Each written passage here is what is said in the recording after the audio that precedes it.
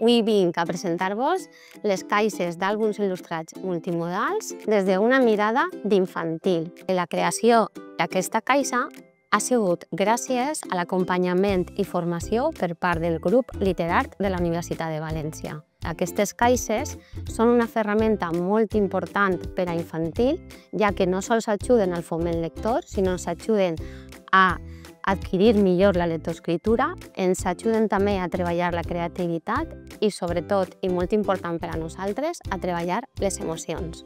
Quan comencem la caixa d'àlbums il·lustrats en infantil, el que fem és que creem un ritual. Aquest ritual comença amb una cançó. Aquesta cançó ja convida a que els xiquets i les xiquetes ja s'apropen al voltant de la caixa.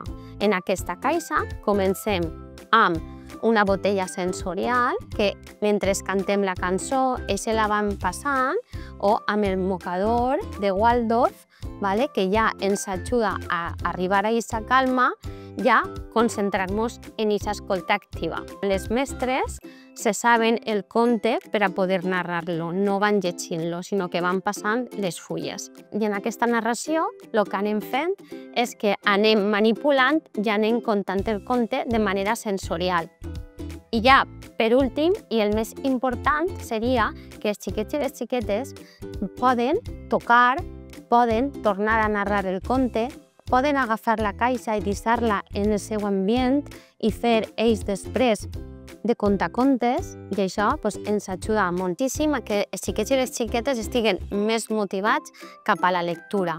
És superimportant que els materials siguin naturals, que els llibres no estiguen trencats i que estiguen motivadors, i la importància de crear les coses boniques per a les persones que volem que són els nostres xiquets i xiquetes.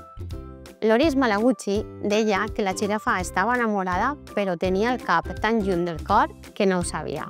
I jo penso que les persones estem enamorades dels contes, però encara no ho sabem.